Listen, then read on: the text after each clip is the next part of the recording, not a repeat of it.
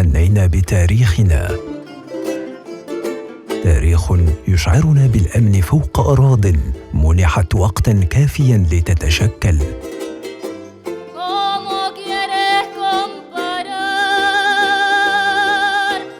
أراضي بحار تحرس عيون التيه فينا كي لا نرحل، بسنان أمواجها تصوغ لنا من صخورنا الصماء غصونا نضرة، ومن طحين أجرافنا تكسو سواحلنا تبرا ذهبيا. أراضي نتوءات وغابات بهيجة نقف لها إجلالا،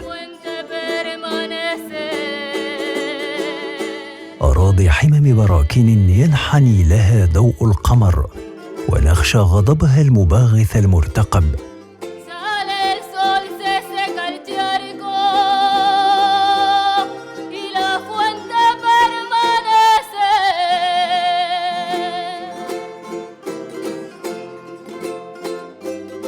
أراضي سماء صافية كاللجين المنصهر بنجومها المتلألئة الأزلية، أراضي تتلو أنشودة السلام لتحكي عن جمال الأمان.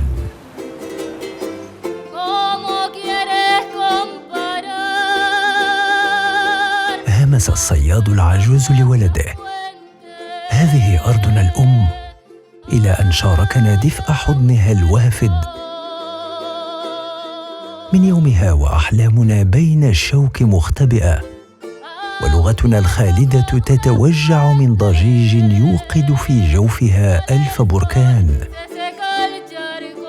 لكن في الأفق بصيص أمل يضيء البلاد، يعلو عينه وهج رجاء يترقب بزوغ فجر الأجداد. أولئك الشهود عن ماض لن يزول، ماض تحرسه عيون أحفاد يستبقون المجد عن قرب، ويحفظون العهد لكل المتعايشين على أرض الوطن.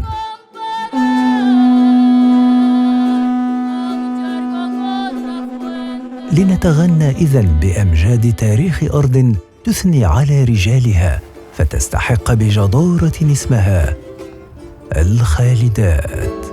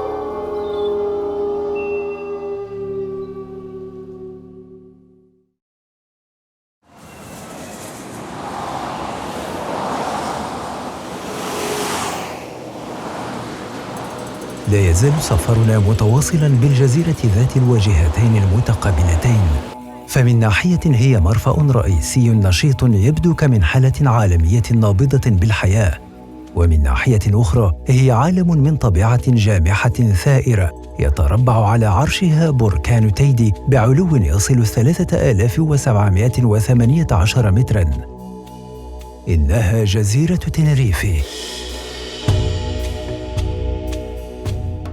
على مساحة 2000 كيلومتر مربع بطول يصل إلى 400 كيلومتر من السواحل. تشكل تينيريفي أكبر جزر الكناري. هبوب الرياح الدائم أكسبها درجة حرارية متراوحة ما بين 25 و 30 درجة، فأطلق عليها ولهذا السبب جزيرة الربيع الدائم.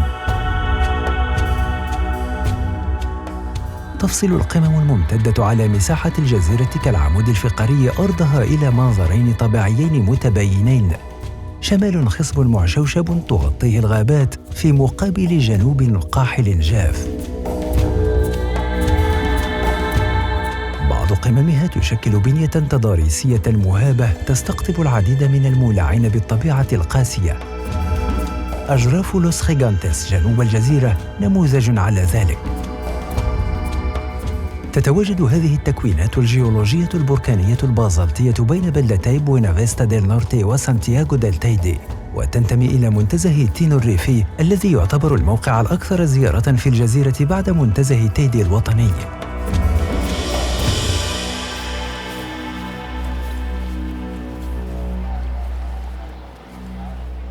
لأجل الاستمتاع بمنظر المرتفعات الشاهقة المسببة للدوار كان لزاما استخدام قارب.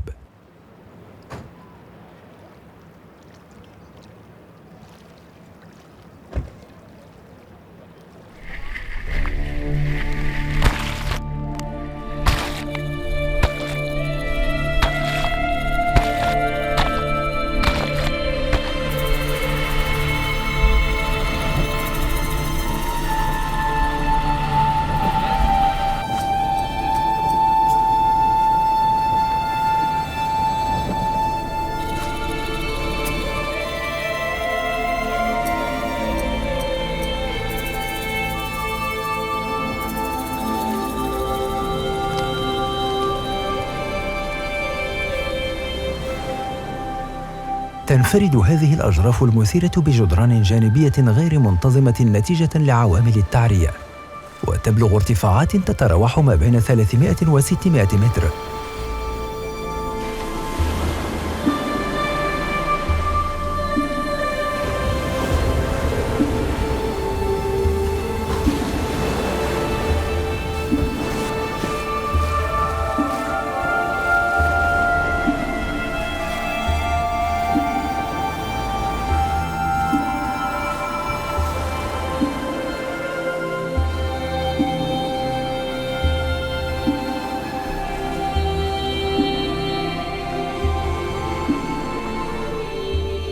قبل غزو الإسبان خلال القرن الخامس عشر، كان الأجداد الكناريون يطلقون على هذه الأجراف المهابة حائط الجحيم، لما توحي به جغرافية تضاريسها وحمامها السوداء من نهاية العالم. في اعتقادهم أنها هنا ينتهي العالم.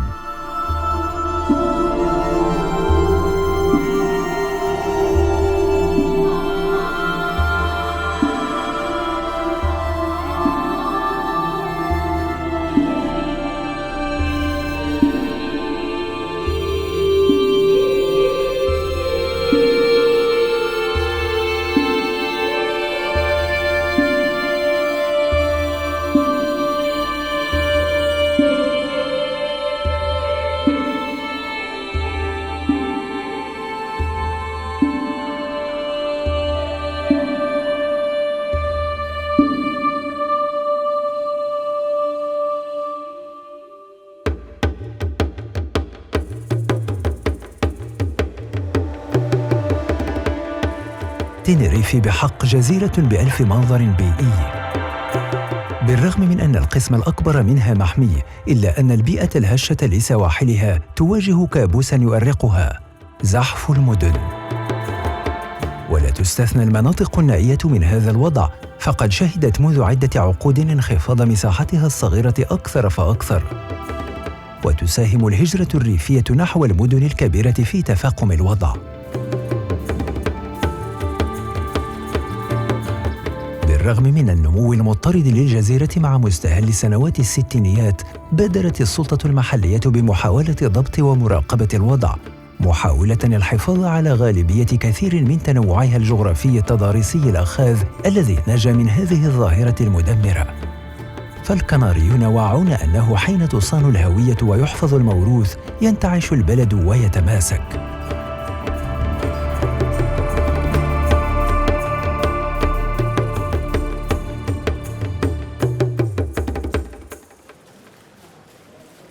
تشكل الساكنة التينيريفية التي لا تتجاوز 1,000,000 نسمة شعباً من خليط من الإثنيات، تمازج فيه الكناريون ذوو الأصول الأمازيغية مع الكونتستادور والمستوطنين من جهات شتى بحوض البحر الأبيض المتوسط.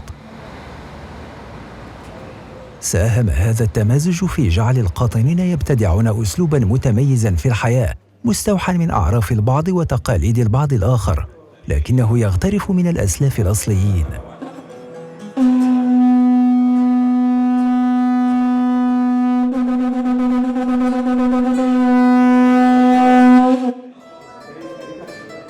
مثل ما عليه الحال في العالم، لعبت موسيقى هذه الجزر دور محرك الروابط والعلاقات الموحدة للأهالي من مختلف الإثنيات في مختلف مناسبات حياتهم.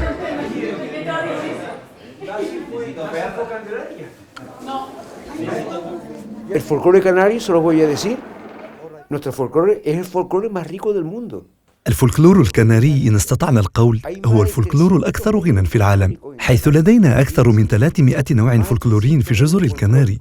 انتبهوا جيداً، أكثر من 300 نوع فولكلوري، وهناك 3 مراحل في الفولكلور الكناري.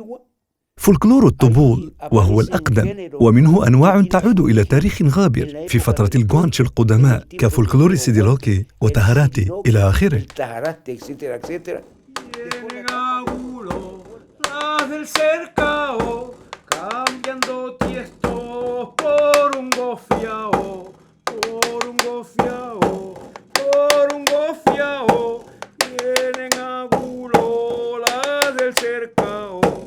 Santo Domingo, tú no seas bobo, manda por vino, bebemos todo, bebemos todo, bebemos todo. Santo Domingo, tú no seas bobo. Cuando en el cedro los encontramos, vida en tus ojos que nos gustamos.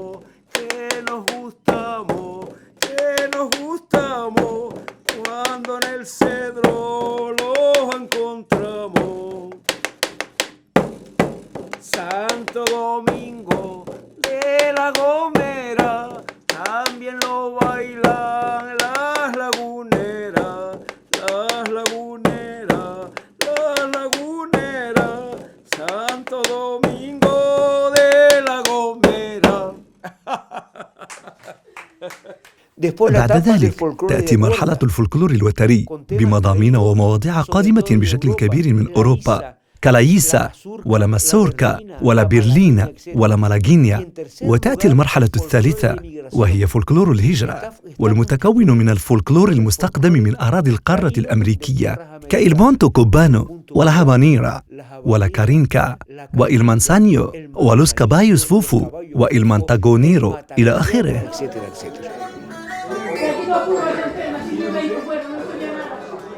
مثل ما عليه الحال في العالم، لعبت موسيقى هذه الجزر دور محرك الروابط والعلاقات الموحدة للأهالي من مختلف الإثنيات في مختلف مناسبات حياتهم. لفهم هذا الارتباط الراسخ والمتين بالأهازيج والموسيقى والفولكلور الشعبي الكندي، دعانا الأنثروبولوجي مانويل لورينزو بيريرا إلى جامعة لالاغونا، وبالضبط إلى قسم الدراسات الإثنية لمقابلة الفرقة الفولكلورية لجامعة التعليم التي أسسها برفقة زملائه الباحثين والمؤرخين والجمعويين الذين سكنهم هم الموروث الموسيقي الكندي.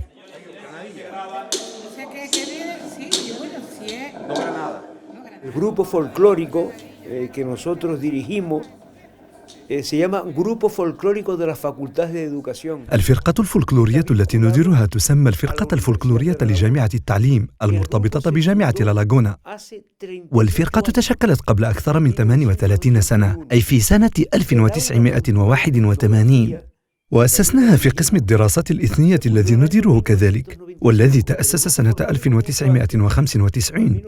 لكن الفرقة الفولكلورية تأسست قبل ذلك بكثير سنة 1981، ونحن فرقة فولكلورية تقليدية، وهذا يعني أننا ملتزمون جدا بالتقاليد.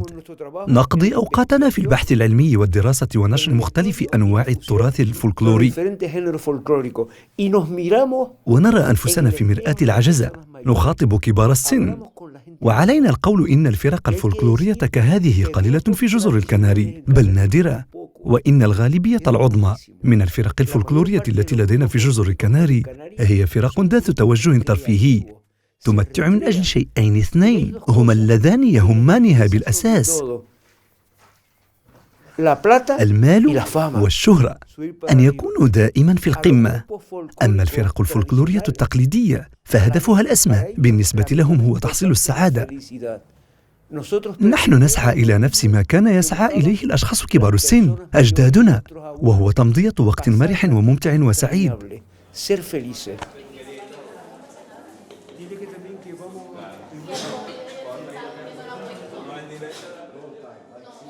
رغم تفاوت أعمار هؤلاء، فجميعهم يسعون بحماس إلى ترديد موروثهم بآلات موسيقية عريقة وأصيلة مثل الصنوج الخشبية المسماة تشاكاراس.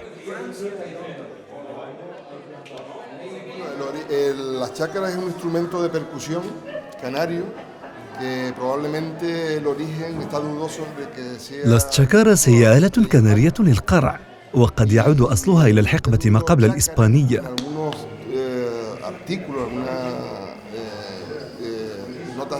وكلمة تشاكارا حسب بعض المقالات والأعمدة الصحفية التاريخية والمجلات لها علاقة بكلمة أمازيغية تعني حوافر الحصان،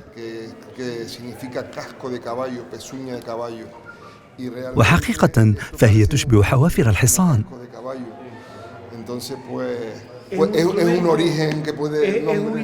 إنها آلة موسيقية خاصة بجزيرة لاغوميرا، وفي جزيرة الهيرو هناك أيضا تشاكاراس، لكنها صغيرة تشبه الصنجات، والصنجات ظهرت في جزر مختلفة. حسناً، فصوت الواحدة منها له ججلة حادة، وهي تشاكارا الأنثى. أما هذه فلها صوت أقل قوة، وهي تشاكارا الذكر.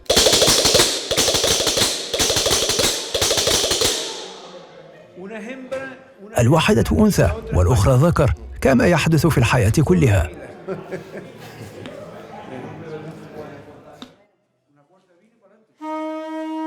واحدة من أعرق الآلات المستعملة هنا قوقع البوثي الكبير، الذي يتخذ آلة نفخ موسيقية لإصدار النغم.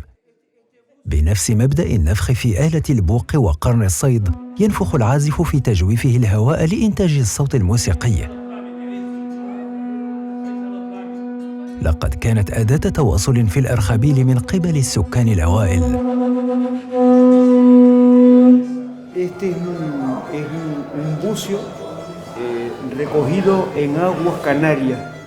هذه قوقعة التقطت من مياه جزر الكناري، لأن القوقعات تختلف في الشكل حسب المحيطات. ففي جزر الكناري هناك نوعان من القوقعات. هناك هذه التي تعيش في عمق أكبر، واسمها العلمي هو شارونيا لامبا، ونستطيع أن نجدها في عمق 30 إلى 150 مترا. ثم هناك نوع آخر من القوقعات، والتي تكون عامة أصغر حجماً وبجدار أكثر صلابة، وتعيش في عمق أقل، وهي التي كانت تستعمل أكثر، واسمها العلمي هو تشارونيا بارييغاتا. وعندما ذهب كثير من الكناريين إلى أفريقيا للعمل بسيدي إفني ووادي الذهب وبالعيون، رجعوا يحملون معهم قوقعات وجدوها على الشواطئ بعد أن ألقى بها المد. لذلك فهذه القوقعة هي ذات أصل كناري.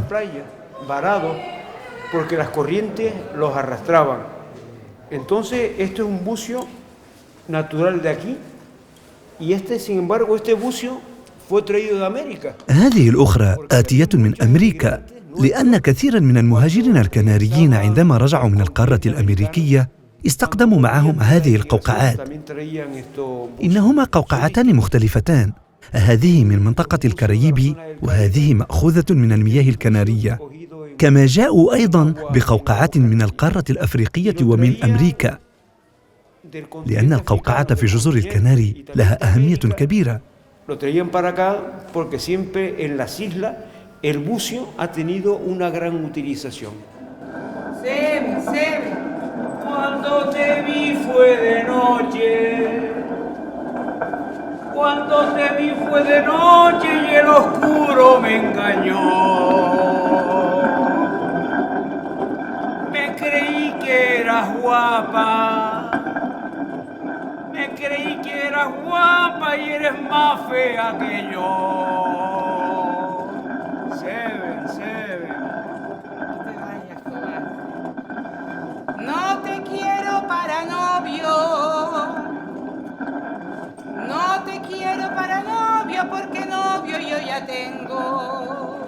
من الأدوات التي عرضت في هذا الاحتفال حجر الرحى ذو الرمزية الكبيرة في الفولكلور التقليدي الكناري، وهو يحيل حتماً على أصله الأمازيغي بجنوب المغرب، تماماً كأرورو، الأنشودة التي تنشد للطفل الصغير لينام، واسمها يحيل على جذور أمازيغية في دلالته على الهدهدة، أي سرورو في التراث الأمازيغي.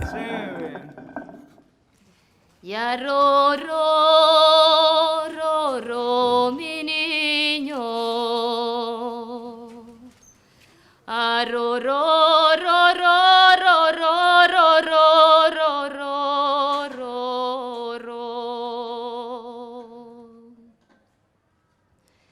que si mi niño se durmiera,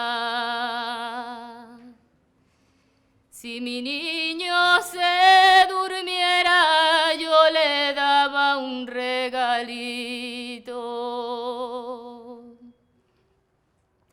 y una piedrita de azúcar, y una piedrita de azúcar envuelta en un papelito.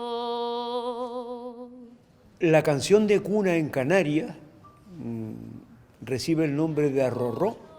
تحمل أغنية جعل الأطفال ينامون بجزر الكناري اسم الرورو، وحسب المختصين فالأمر يتعلق بتقليد يرجع إلى عهود قديمة من تاريخ جزر الكناري، يرجع إلى عهد الجوانشي القدماء. وعموماً فالرورو هي أغنية تغنيها النساء للأطفال الصغار، تغنيها الجدات حيناً، وحيناً آخر الأمهات والعمات والخالات والأخوات يغنينها من أجل أن يجعلن الأطفال ينامون. وأنا أقول دائماً أن ليس هناك امرأتان تغنيان الرورو بشكل متشابه، فكل واحدة منهن تضع عليها بصمتها وطريقتها الخاصة. وهنا نستطيع ملاحظة طبع المرأة، متوتر أو أقل توتراً. يا رورو رورو mi niño يا رورو رورو رورو رورو رورو y en los brazos de su madre, en los brazos de su madre un pobre niño murió, y creyendo en que dormía, y creyendo en que dormía, le cantaba el arrorró. Y arrorró, rorró, mi niño, arrorró, rorró, rorró, rorró, y no llores más, que vienen los angelitos, que vienen los angelitos del cielo y te llevarán. Y arrorró, rorró, mi niño, y arrorró, rorró, rorró, rorró, rorró, rorró.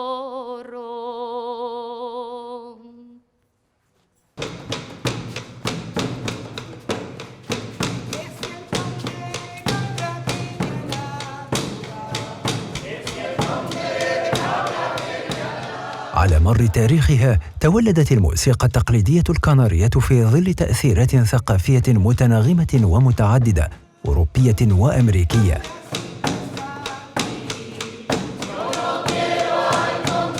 لقد كان الرقص والغناء دوما بجزر الكناري سواء خلال المناسبات الكبرى أو خلال الحياة اليومية وسيلة للتواصل الاجتماعي فيما بين الأهالي.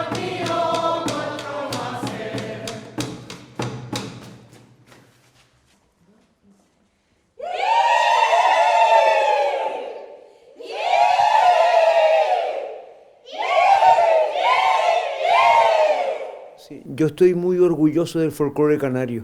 أنا معتز جدا بالفولكلور الكناري، وأعتقد أن التهاريتي فولكلور كناري، ولا فولية أيضا فولكلور كناري، ولا تشامبيلونا الذي هو نوع من الفولكلور القادم من كوبا أيضا فولكلور كناري.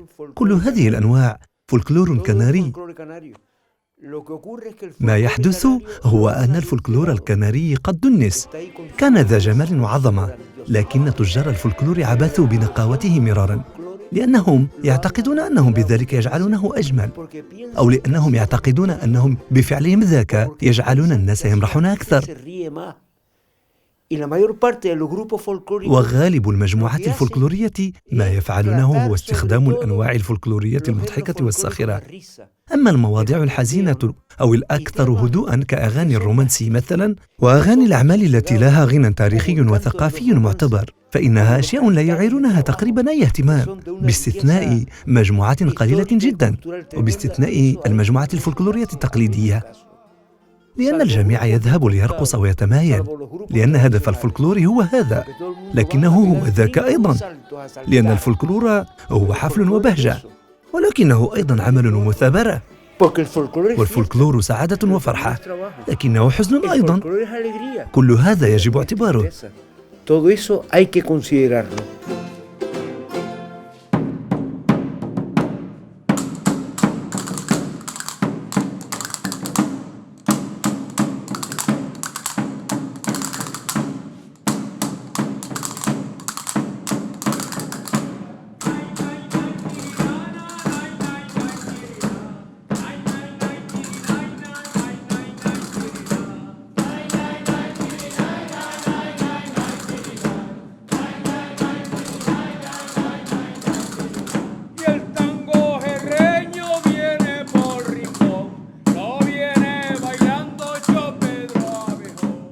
ينصب اهتمام هؤلاء المجتمعين بفضاء الجامعة على الدفاع عن الذاكرة والهوية الكنارية من غير المس بأصالة جذورها.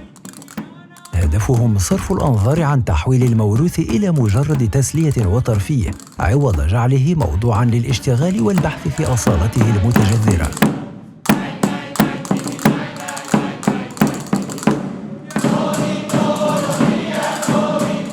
يتعلق الأمر هنا بثروة كبيرة من أنساق ثقافية غنية تعبر عن هوية أصيلة تستحق التثمين بما لها من رقة وعذوبة وتميز وعالمية.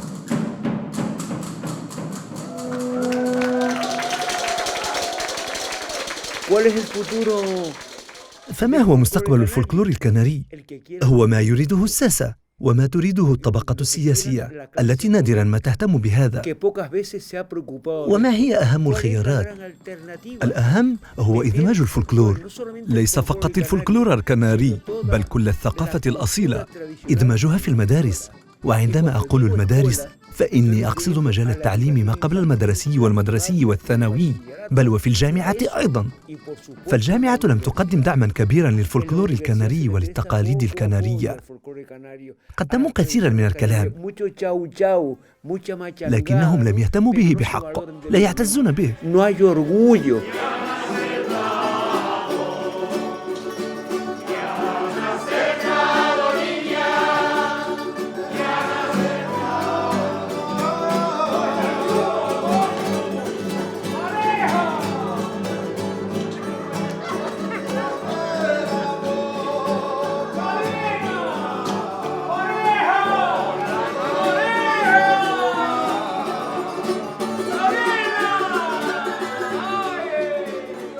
وعندما نتحدث عن كل هذا فإننا نشير إلى إرث ورثناه، إرث آبائنا وأجدادنا. أليس لزاما علينا جميعا أن نتحمل المسؤولية للحفاظ عليه؟ ليس فقط الساسة بل نحن جميعا علينا أن نتعبأ ونأخذ على عاتقنا هذه المسؤولية. وهذا ما يحدث في أماكن أخرى كإقليم الباسك وكاتالونيا وغاليسيا وفي شمال البرتغال. ففي هذه الأماكن تعطى أهمية كبيرة لهذه الأشياء. فعلى الشعوب أن تعتز بنفسها، لا تجارا وبائعين، وأن تدافع عن تقاليدها. ولا تستغرب إن وجدنا من يبيع هذه التقاليد، لأننا حقا لدينا ثروة هائلة جدا. فهناك مثلا أنواع فولكلورية اختفت في كوبا بينما ما زالت موجودة هنا، وهناك أنواع فولكلورية اختفت في شمال أفريقيا وما زالت مستمرة هنا، وأخرى اختفت في أوروبا وما زالت مستمرة هنا، ما زالت حاضرة، ولكننا نحتفظ عليها بحب وحنان كبيرين، وليس علينا إغفال هذا الجانب. نحن نتحدث عن الشيء الأكثر أهمية بالنسبة للشعوب، ألا وهو ثقافته وتقاليده العريقة، إرثه الثقافي.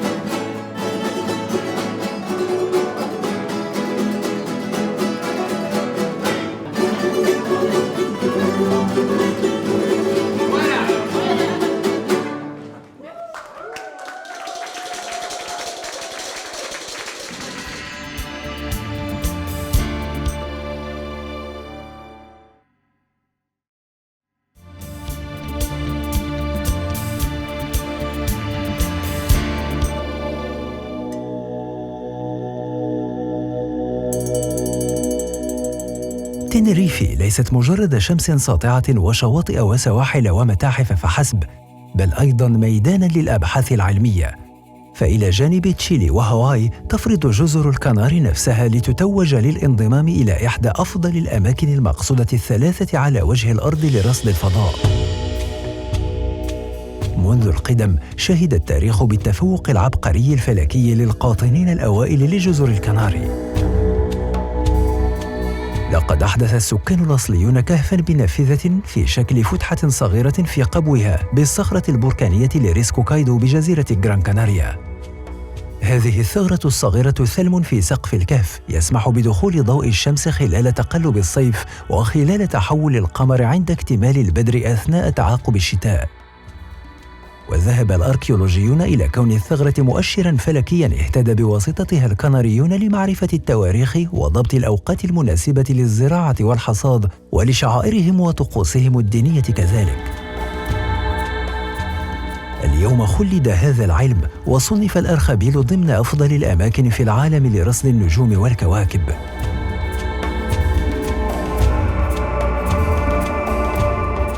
بالفعل فلقد احتل مرصد تيدي الصدارة في مراقبة الشمس في العالم.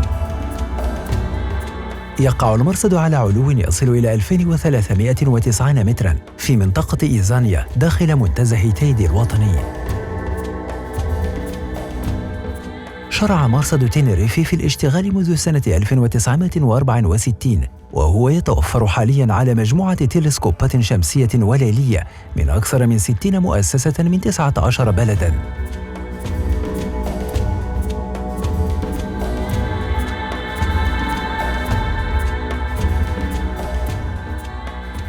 التلسكوب الشمسي غريغور بعدسته التي تبلغ 1.5 متراً هو أكبر تلسكوب أوروبي. صمم لقياس الحقل المغناطيسي وحركة تنقل الغاز في الغلاف الضوئي والغلاف الخارجي للشمس والكروموسفير الشمسي، ولإنجاز القياس الطيفي النجمي بجودة عالية الدقة. غير بعيد عن غريغور تم إنشاء المحطة الأرضية البصرية المعروفة اختصاراً بOGS من طرف وكالة الفضاء الأوروبية، قصد البحث في مجال الاتصالات البصرية بين الأقمار الصناعية.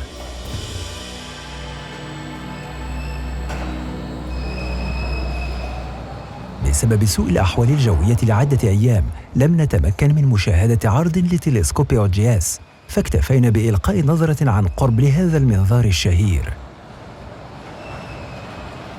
So this station was built in 1995.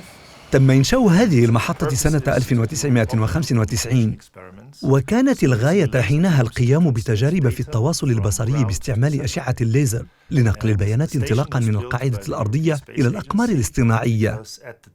تم بناء المحطة من طرف الوكالة الفضائية الأوروبية، وفي ذلك الوقت كان المطلوب القيام بأول ربط بين الساتليتات في العالم المسمى سيليكس، ربط بين الساتليت الثابت أرتيميس وقمر المدار الأرضي المنخفض سبوت 4. كان المفترض أن يتم الاتصال البصري بين القمرين، وقد شعرت الوكالة الفضائية الأوروبية بالحاجة إلى بناء المحطة وإجراء تجريب فردي على القمرين والقطبين التواصليين البصريين اللذين تم إنجازهما. ولهذا السبب أنشئت هذه المحطة التي لها في ذلك الحين مهام أخرى أنيطت بها كرصد الشظايا الفضائية وكشف وتتبع كل ما يقترب من الأرض كالنيازك، وأيضاً الرصد الفلكي للمذنبات كمثال.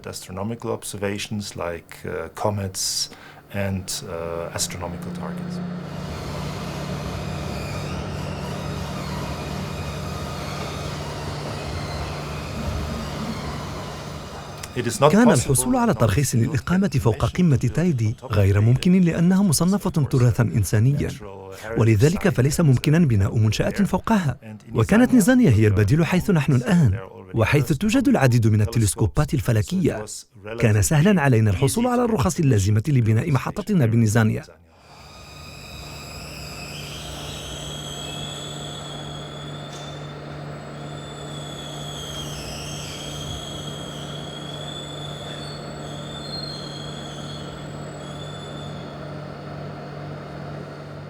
This site is very special. It's special because it's very high up. هذا الموقع متميز وفريد حقيقة، لأنه يتواجد على علو 2400 متر قريبا من الغلاف الجوي، وبحضور العديد من المنظمات العالمية التي ثبتت فوقه الكثير من التلسكوبات. هناك جزيرة يمكن أن ترى فوقهما مثل هذه المنشآت، وهما لا بالما وتنريفي. ما يغري المنظمات العالمية بالمجيء إلى هنا هو أولاً الوضع الخاص لهذا الموقع المتميز، إضافة إلى البنية التحتية المتوفرة ووضوح الرؤية وجودتها، إضافة إلى أوقات يكون فيها الجو جميلاً ولطيفاً.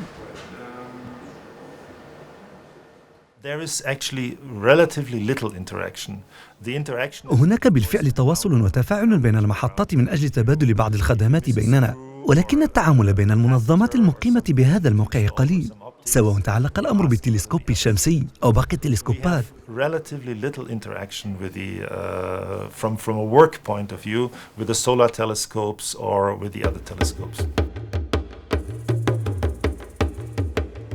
إذا كانت تنريفي تضم فضاءات هائلة لمراقبة الكون بمراصد مخصصة لدراسة الشمس والنجوم، فإن موقعاً آخر لا يقل أهمية يفرض اسمه بقوة بين كبريات المراصد العالمية، إنه مرصد لابالما. فكان لزاماً ترك جزيرة تنريفي نحو لابالما للاقتراب أكثر من هذه الجزيرة التي أعطيت لقب محمية النجوم ستارلايت الأولى في العالم.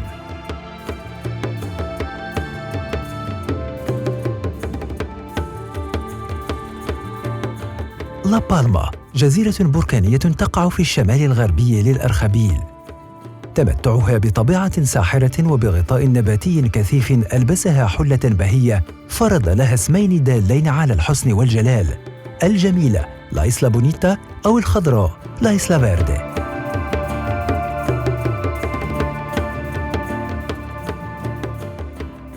تحتل لابالما المرتبة الخامسة في حجمها والمرتبة نفسها من حيث الكثافة السكانية من بين جزر الكناري، ويصل عدد قاطنيها سنة 2015 إلى 82,346 نسمة. بمساحتها البالغة 708 كيلومترات مربع، تأتي في المرتبة الثانية بعد تنريفي من حيث الارتفاع بعلو يصل 2426 متراً. تجلي جزيرة لابالما مناظر طبيعية خلابة تسلب الألباب، تكشف عنها الغابات الاستوائية الشمالية الكثيفة التي تحفها، تفصلها فيافي قاحلة من الجنوب. طبيعة مدفولة من فوهة بركان، مؤثثة بأشكال صخرية غريبة إلى غاية غابات الصنوبر الهادئة للمنتزه الوطني لا كالديرا دي تابورانتي. لا غرابة إذن أن تصنف الجزيرة محمية بيوسفيرية من طرف اليونسكو.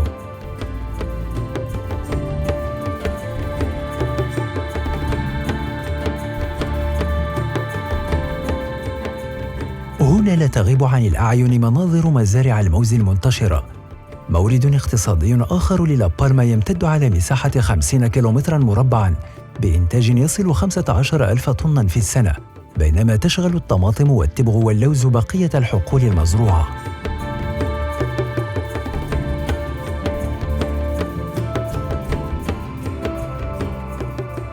نشاط آخر يرى النور حديثاً بلا بالما، تربية الأسماك في الأحواض لدعم الصيد التقليدي، نشاط تحمل متاعب أزمة كبيرة. هذا الخيار يستحث الخطى نحو دينامية جديدة تقود الاقتصاد صوب التنمية. لكن حظ الجزيرة من هذه التنمية تعزز أكثر بفضاء واسع أعلى من شأنها، هو من أحسن الفضاءات على وجه الأرض.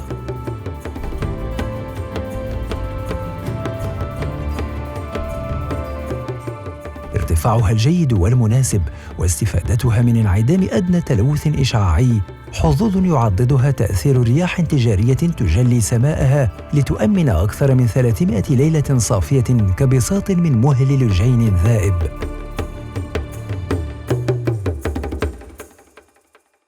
La Palma is a little bit better in terms of light pollution because on La Palma you have really تعتبر لا بالما أحسن موقع في مكافحة التلوث الضوئي، حيث إن هناك قانوناً صارماً يلزم بوضع مصابيح الإنارة العمومية بالشوارع منحنية إلى الأسفل، ما يحول دون أي تلوث ضوئي بلا بالما، بخلاف المدن الكبرى بتنريفي كابورتو دي لا كروز حيث يصل إلى أعلى مستواه.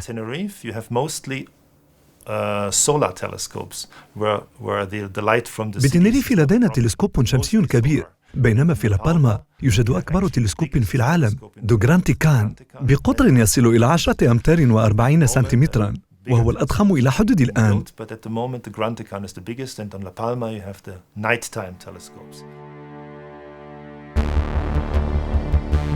لم يكن الأمر اعتباطياً ولا مصادفة إذن أن يثبت ها هنا مركب الروكي دي لوس موتشاكليوس الأضخم في العالم، لتصبح بذلك أهم مواقع الرصد الفلكي للنصف الجنوبي للكرة الأرضية. يعتبر هذا الموقع بمركبه الرئيسي مرجعاً عالمياً بترسانة تلسكوباته الأكثر حداثة.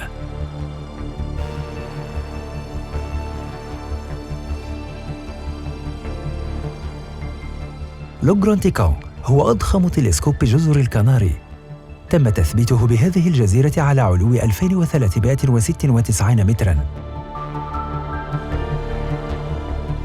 لو جران تيكان جران تلسكوبيو كانارياس هو تلسكوب جهز بمنظار من مرايا أساسية تصل إلى 36 مرآة سواسية الأضلع بحيز إجمالي يبلغ حوالي 75 متراً مربعاً، ما يعادل مرآة كروية بقطر يصل 10 أمتار ونصف. إنه أضخم تلسكوب في العالم وضع في خدمة الاستكشاف الفضائي.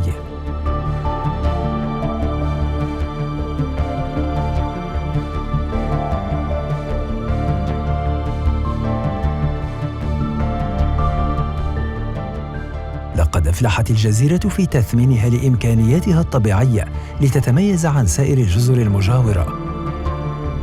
حلم اقتصادي إنمائي يتحقق مزهواً فوق هذه القمم.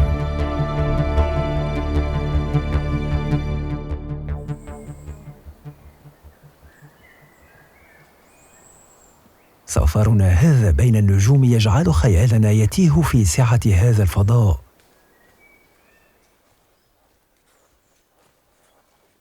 بين الأرض والسماء يتوقف الزمن. بعد جولتنا في الفضاء نهبط على الأرض لنرتمي في عوالم الماضي السحيق بموقع فريد في غابة تعود لفترة ما قبل التاريخ.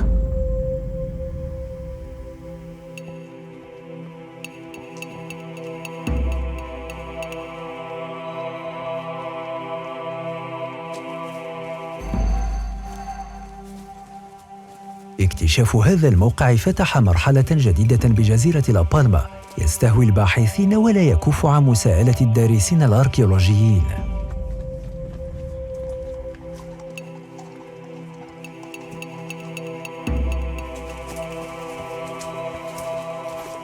هذا الموقع المثير جزء من مجموعة أركيولوجية تتألف من كهوف سكنية ب5 محطات أثرية لنقوش صخرية وحقول رعوية.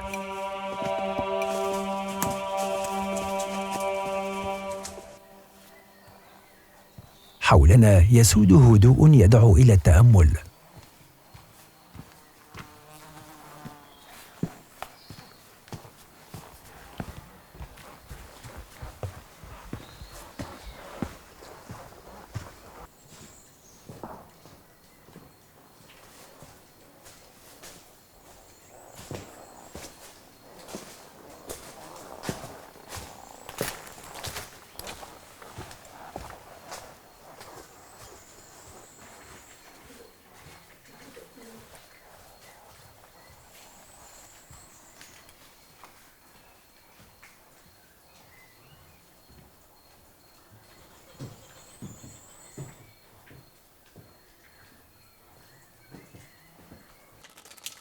يبدو وكأن هذا الموقع معبد لأسلاف الكناريين اختاروه بقلب غابة لوري سيلفا المقسمة إلى منطقتين قريبتين من عين ماء. إنه موقع لازارزا،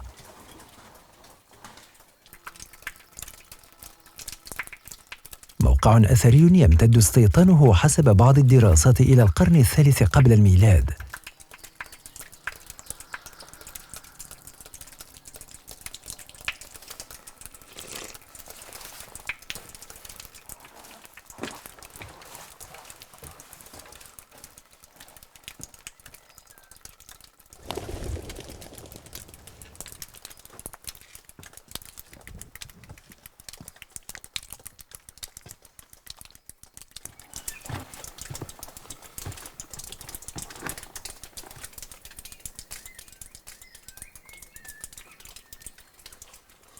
يعتبر هذا الموقع من أكثر المواقع غموضاً، فالمساحة المنقوشة على 29 لوحة صخرية وغموض مواضيعها إضافة إلى تسلسلها الزمني أمور أكسبته قيمة علمية مهمة.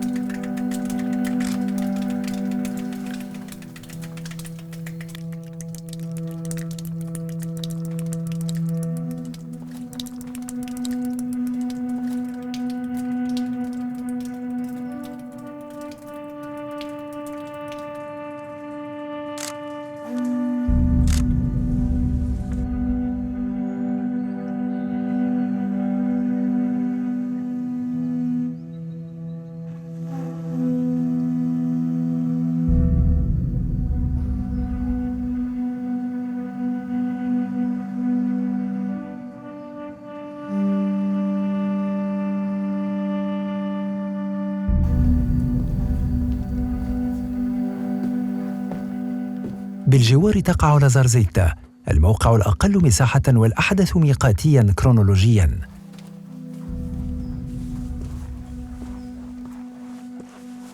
بالموقع مجموعة من 18 لوحة منقوشة بينها تفاوت يميزها عن بعضها البعض بسبب تباينها الضوئي. يمكن حصر مواضيع الآثار الباقية من هذه النقوش في 4 مجموعات: اللوالب الحلزونية الشكل والأشكال الدائرية والمتاهات من أشكال ملتوية ومنحنيات ومنعرجات، ثم موضوعات معالجة بطريقة الفن الصخرية في شكل خطوط مستقيمة إما واحدة أو مركبة. يتم إنجاز الأنماط المراد نقشها بتقنية التوتيد بواسطة الطرق المتوالي بإزميل أو طريقة الخدش أو الحك أو الحز الغائر بمنقاش. ولهذه النقوش تفسير غيبي تبرره الرغبة في تحقيق علاقة منظمة مع الطبيعة.